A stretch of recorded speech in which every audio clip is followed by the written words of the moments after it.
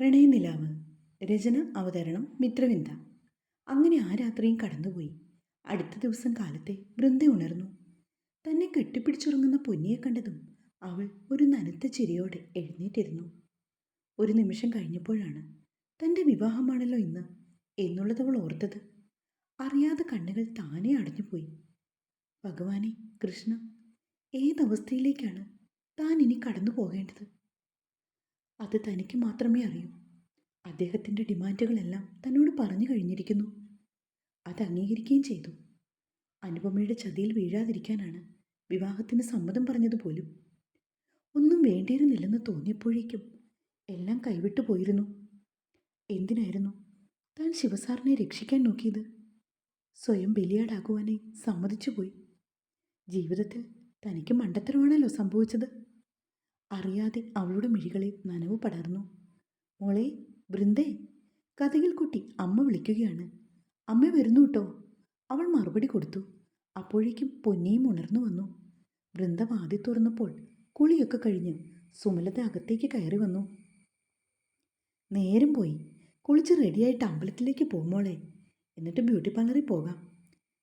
ഇതുതന്നെയല്ലേ അമ്മ 2-3 ദിവസമായിട്ട് പറയുന്നത്? ചേച്ചി അങ്ങനെ ചെയ്തോളൂ അമ്മേ. കണ്ണും തിരുമ്മി പൊന്നി അമ്മയെ നോക്കി പുലമ്പി. രണ്ടാളും വേഗം റെഡിയാവാൻ നോക്ക്. നേരം ഇതാന്ന് പറഞ്ഞങ്ങോട്ട് പോകും. ഒരുക്കമൊക്കെ കഴിഞ്ഞ് പെട്ടെന്ന് ഇങ്ങോട്ട് എത്തിയേക്കണേ. എല്ലാവർക്കും ദക്ഷിണയൊക്കെ കൊടുത്ത് ഐശ്വര്യമായിട്ട് വേണം ഇറങ്ങാൻ. അമ്മ പറയുന്ന കേട്ട് പെൺമക്കൾ രണ്ടാളും തലകുലുക്കി. അപ്പോഴേക്കും സുരേഷും അവർക്കരിയിലെത്തി. മക്കളെ, രാഹുലിൻ്റെ വണ്ടിക്ക് അമ്പലത്തിൽ പോകാം കേട്ടോ, അവൻ എഴുന്നേറ്റിട്ടുണ്ട്. സുരേഷിൻ്റെ സഹോദരൻ്റെ മകനാണ് രാഹുൽ. 10 മിനിറ്റിനുള്ളിൽ ഞങ്ങൾ ഒരുങ്ങി വന്നോളാം. അച്ഛൻ വരുന്നുണ്ടോ? ആ, ഞാനും വരുന്നുണ്ട്. അങ്ങനെ മൂവരും കൂടി രാഹുലിൻ്റെ ഒപ്പം ആദ്യം അമ്പലത്തിലേക്ക് പുറപ്പെടാൻ ഇറങ്ങി വന്നു. സാരിയും ആഭരണങ്ങളും ഒക്കെ ആയിട്ടാണ് അവർ അമ്പലത്തിലേക്ക് പോയത്. അമ്പലത്തിൽ കയറിയിട്ട് അച്ഛൻ അവരെ പാർലറിലാക്കിയിട്ട് മടങ്ങി വരും. അമ്മേ, ആ പോയിട്ട് വാ മോളെ. വൃന്ദ വിളിച്ചതും സുമലത മകളെ നോക്കി. വൃന്ദ പോകുന്ന കണ്ടുകൊണ്ട് സുമലതയ്ക്കൊരു സങ്കടം പോലെ. എങ്കിലും അവർക്കറിയാതെ പിടിച്ചു നിന്നു. മകൾക്ക് നന്മ വരുത്തണേ എന്നൊരു പ്രാർത്ഥന മാത്രമാണ് മനസ്സിൽ നിറയും. കൃഷ്ണൻ കോവിലിൽ നിന്ന് വന്ന ശേഷം അച്ഛനോടൊപ്പം പെൺകുട്ടികൾ നേരെ അകത്തേക്ക് പോയി. ആളുകളൊക്കെ കുറവാണ്, 4-5 പേര് മാത്രം. സമയം അപ്പം 5:15 ഉള്ളൂ. ഭഗവാൻ ഇന്നൊരു പ്രത്യേക ചിരിയാണല്ലോ, വൃന്ദ ഓർത്തു. അവൾ കണ്ണിമ വയ്ക്കാതെ വിഗ്രഹത്തിലേക്ക് നോക്കി നിന്നു. എൻ്റെ ഉണ്ണിക്കണ്ണ, എൻ്റെ ചേച്ചിപ്പെണ്ണ് പാവമാണ്. അതുപോലെ പാവമാണ് വല്യേട്ടനും. രണ്ടാൾക്കും നല്ലൊരു ജീവിതം കൊടുക്കണേ. പൊന്നി കണ്ണുകൾ ഇറുക്കി അടിച്ചുകൊണ്ട് കൈകൂപ്പി തൊഴുതു നിന്നപ്പോൾ സുരേഷിൻ്റെ മനസ്സിൽ നിറയെ ആദ്യമായി തൻ്റെ കൈകളിലേക്ക് കിട്ടിയ തൻ്റെ പൊന്നുമോളുടെ മുഖമായിരുന്നു. സുമലത പ്രസവിച്ചു, പെൺകുട്ടിയാ. ഏതോ ഒരു സിസ്റ്റർ പറഞ്ഞ വാചകം ഇന്നും കാതിൽ മുഴങ്ങി കേൾക്കുന്നു. തന്നെ അച്ഛ എന്ന് ആദ്യമായി വിളിച്ച തൻ്റെ പൊന്നുമോള് തൻ്റെ ജീവൻ്റെ ജീവനായി വളർത്തി വലുതാക്കി ഒടുവിൽ ഇന്ന് മറ്റൊരു കുടുംബത്തിലേക്ക് പോകുകയാണ്. അമ്മുക്കുട്ടിയമ്മ നല്ലൊരു സ്ത്രീയാണ്, അതുപോലെ അവിടെയുള്ള ബാക്കി ആളുകളും. അവരെയൊക്കെ വിശ്വസിച്ചുകൊണ്ടാണ് ഇന്ന് വൃന്ദമോളെ അവിടേക്ക് അയക്കുന്നതും. ഈ മുറ്റത്ത് പിച്ച വെച്ച് വളർന്നവളാണ്. കണ്ണ, കൈവടിയല്ലേ. എൻ്റെ കുഞ്ഞിന് കണ്ണു നിറയാൻ ഇടയുണ്ടാവരുത്. ആ ഒരു പ്രാർത്ഥന മാത്രമേ ഉള്ളൂ. സുരേഷും ഭഗവാന്റെ മുന്നിൽ അറിഞ്ഞുകൊണ്ട് കേണു പ്രാർത്ഥിച്ചു. അച്ഛാ, വൃന്ദ വിളിച്ചപ്പോൾ അയാൾ ഞെട്ടിക്കണ്ണു തുറന്നു. പോകാം, പോയേക്കാം. സുരേഷും മക്കളും കൂടി ഇറങ്ങി വന്നപ്പോൾ രാഹുൽ വണ്ടിയിലുണ്ട്. മക്കളെ, ഒരു ചായ കുടിക്കാം നമുക്ക്, എന്നിട്ട് പോകാം.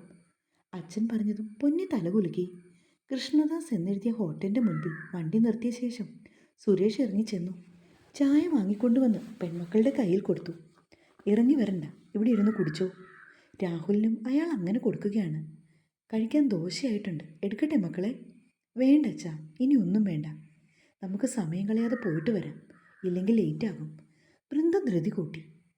അങ്ങനെ ചായയൊക്കെ കുടിച്ചിട്ട് നേരെ ബ്യൂട്ടി പാർലറിലേക്കാണ് അവർ പോയത്.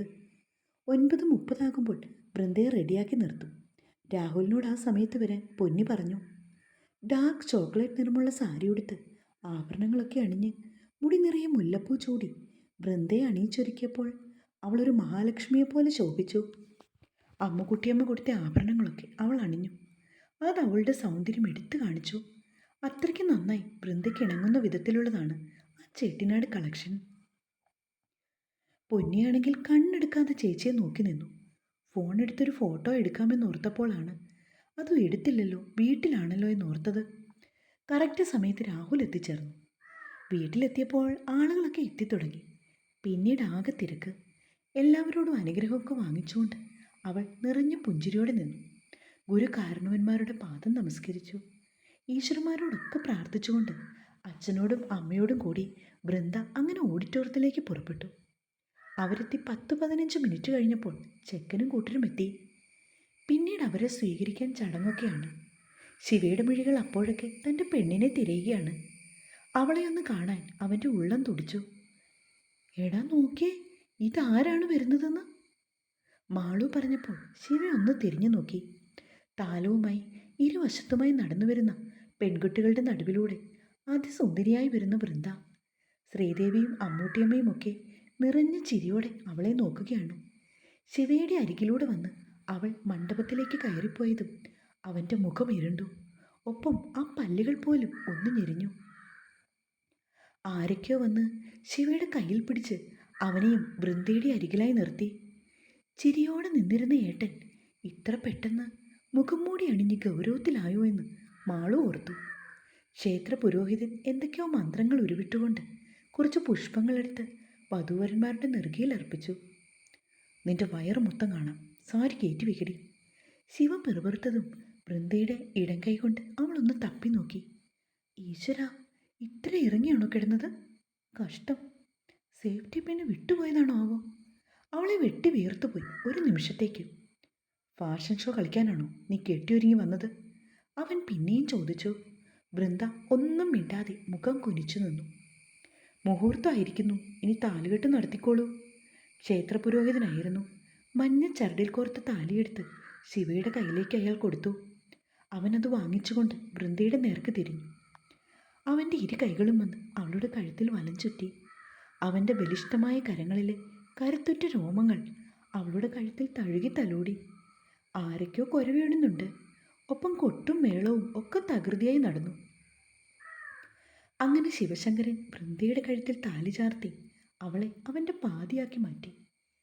എല്ലാ മുഖങ്ങളിലും സന്തോഷം. അമ്മുക്കുട്ടിയമ്മയാണെങ്കിൽ മിഴിനീർ തുടച്ചപ്പോൾ മാളു അവരെ ദേഷ്യത്തിൽ നോക്കി. സന്തോഷം കൊണ്ട് അടിപെണ്ണേ, നീ വയലൻ്റ് ആകല്ലേ? ശ്രീദേവി ചിരിയോടെ പറഞ്ഞപ്പോൾ ഗൗതം അനുജത്തിയെ നോക്കി കണ്ണടച്ച് കാണിച്ചു. പരസ്പരം മാല അണിയിക്കുമ്പോൾ പോലും വൃന്ദ അവനെ നോക്കിയതേയില്ല. ഫോട്ടോഗ്രാഫർ പറഞ്ഞ പ്രകാരം ശിവ അവളെ ചേർത്ത് പിടിച്ചു. നേരെ നോക്കി ചിരിച്ചുകൊണ്ട് നിൽക്കടി, ഇല്ലെങ്കിൽ നിനക്കെന്നെ ഇഷ്ടമില്ലാതെയാണ് ഈ വിവാഹം നടത്തിയതെന്ന് ആളുകൾ കരുതും. രണ്ടുപേരും കൂടി എന്തെങ്കിലും സംസാരിച്ചുകൊണ്ട് ചിരിച്ചു നിൽക്കാൻ ആവശ്യപ്പെട്ടപ്പോൾ ശിവ വൃന്ദയോടായി പറഞ്ഞു. അപ്പോഴേക്കും കഷ്ടപ്പെട്ട അവളുടെ മുഖത്ത് ഒരു പുഞ്ചിരി വിരിഞ്ഞു.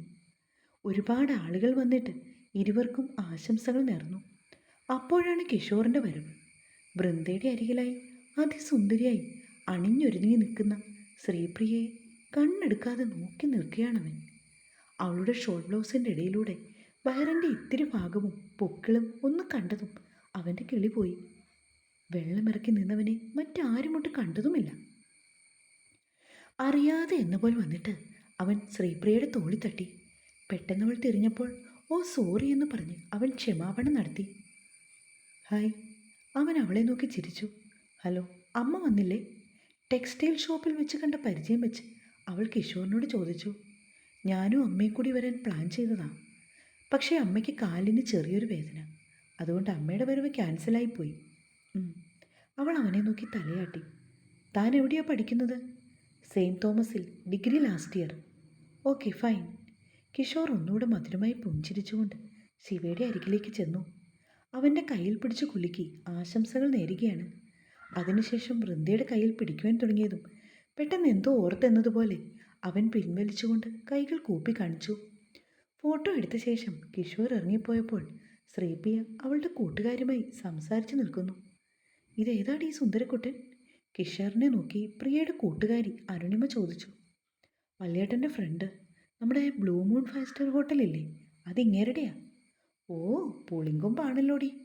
പിന്നെ പറയാനുണ്ടോ, പൂത്ത കാശുകാരനാണ്. ശ്രീപ്രിയ പെറുപെറുത്തു. പ്രിയെ പോവാകട്ടോടോ, കുറച്ച് ബിസിയാ. അവൻ മനഃപൂർവ്വം ശ്രീപ്രിയയുടെ അരികിലേക്ക് വന്നു. ഭക്ഷണം കഴിക്കുന്നില്ലേ? ഇല്ലടോ, എനിക്കൊന്ന് രണ്ട് മീറ്റിംഗ് ഉണ്ട്, അതുകൊണ്ട് ഞാൻ ഇത്തിരി ബിസിയാണ്. പെട്ടെന്ന് പോകാം കിഷോറേട്ടാ, കഴിക്കുന്നേ. ബിസിയാണ്, എന്നാലെന്താ പറഞ്ഞ സ്ഥിതിക്ക് ഇത്തിരി കഴിച്ചേക്കാം. പറഞ്ഞുകൊണ്ട് അവൻ അവളെയൊന്ന് നോക്കിയപ്പോൾ ശ്രീപ്രിയയുടെ ഉള്ളിൽ ഒരു വല്ലാത്ത ആന്തൽ. താൻ കഴിക്കാൻ വരുന്നുണ്ടോ? ഇല്ല, ചേച്ചിയുടെ കൂടെ ഉള്ളൂ. ഓക്കെ, എന്നാൽ ശരി, പിന്നെ കാണാം. സെൻറ് തോമസ് കോളേജിൻ്റെ അടുത്താണ് എൻ്റെ പുതിയ റെസ്റ്റോറൻറ്റ് സ്റ്റാർട്ട് ചെയ്യുന്നത്. മിക്കവാറും ഞാൻ ആ വഴിയൊക്കെ വരാറുണ്ട്. ശരിടോ, പിന്നെ കാണാം. പറയുന്നതിനൊപ്പം അവൻ അവളുടെ തോളിലും തട്ടിയിട്ട് പെട്ടെന്ന് തിരിഞ്ഞുപോയി. പ്രിയയും കൊണ്ടേ പോകൂ, ഇല്ലെങ്കിൽ കണ്ടോ. അരുണിമ പറഞ്ഞപ്പോൾ ശ്രീപ്രിയ തിരിഞ്ഞ് അവളെ കൂർപ്പിച്ചൊരു നോട്ടം നോക്കി. എടി അനുവേ, നിനക്ക് എന്ത് തോന്നുന്നു? ആ കിഷോർ സാറിന് എന്തോ ഒരു ചായ്വ് ഇവളോടില്ലേടി? പിന്നല്ലാതെ, അല്ലെങ്കിൽ പിന്നെ തിടുക്കപ്പെട്ട് പോകാമെന്ന ആള് ശ്രീപ്രിയ പറഞ്ഞതിൻ്റെ പേരിൽ മാത്രം സദ്യ കഴിക്കുവാനായി നിന്നെങ്കിൽ അതിലെന്തോ ഒരിതുണ്ട്. തന്നെയല്ല, പുള്ളിക്കാരനെ നമ്മുടെ കോളേജിൻ്റെ വഴിക്ക് വരാമെന്നും ഇവളെ ഇനി കണ്ടുകൊള്ളാമെന്നും അറിയിച്ചു കഴിഞ്ഞു. കൂട്ടുകാരികൾ കളിയാക്കിയപ്പോൾ അവരുടെ നേർക്ക് കൈ ഊങ്ങിക്കൊണ്ട് അവൾ ദേഷ്യപ്പെട്ടു. ഈ സമയത്ത് ശിവശങ്കരൻ്റെ ഓഫീസിൽ നിന്നും എത്തിയ സ്റ്റാഫ് എല്ലാവരും ഞെട്ടിത്തെറിച്ച് സ്റ്റേജിലേക്ക് നോക്കി നിൽക്കുകയാണ്. ഇതെന്തായി കാണുന്നത്? ചിപ്പി അവളുടെ കണ്ണുകൾ മിന്നിച്ചിമ്മി തുറക്കുകയാണ്. അരികിലായി നിന്ന വേണിയും സ്റ്റെല്ലയും ഒക്കെ അതേ അവസ്ഥയിൽ തന്നെ. എന്തുവാടി ഇത്? നമ്മുടെ വൃന്ദ തന്നെയാണോ? അതോ? ചിപ്പി സാവധാനം ചോദിച്ചു. എൻ്റെ പൊന്നെ, അപ്പോൾ ശിവസാർ പറഞ്ഞ സർപ്രൈസ് ഇതായിരുന്നടി. അതാണല്ലോ കാണുന്നത്. എല്ലാവരും കൂടി സ്റ്റേജിലേക്ക് കയറി വന്നപ്പോൾ വൃന്ദയ്ക്ക് വല്ലാത്തൊരു ജാളിത പോലെ. എൻ്റെ വൃന്ദേ, നീ എന്നോട് പോലും ഒരു വാക്ക് പറഞ്ഞില്ലല്ലോ പെണ്ണെ. ചിപ്പി അവളുടെ കൈത്തണ്ടയിൽ നുള്ളി. സോറിഡി, സാറ് പറഞ്ഞുകൊണ്ടാ. വൃന്ദ സാവധാനം പറഞ്ഞു. സർപ്രൈസ് എന്ന് പറഞ്ഞാൽ ഇങ്ങനെ ആവണം പെണ്ണെ, സാറാണ് താരം. സ്റ്റെല്ല പുഞ്ചിരിയോടെ അവളെ നോക്കി. അതെ, നിനക്ക് ഗിഫ്റ്റ് ഒന്നുമില്ല, സാറിന് മാത്രമേ ഞങ്ങൾ ഗിഫ്റ്റ് കൊണ്ടുവന്നിട്ടുള്ളൂ. മനീഷ് എന്ന പയ്യൻ വൃന്ദയെ നോക്കി ഇത്തിരി വെയിറ്റ് ഇട്ടുകൊണ്ട് പറഞ്ഞു നിർത്തി. തുടരും.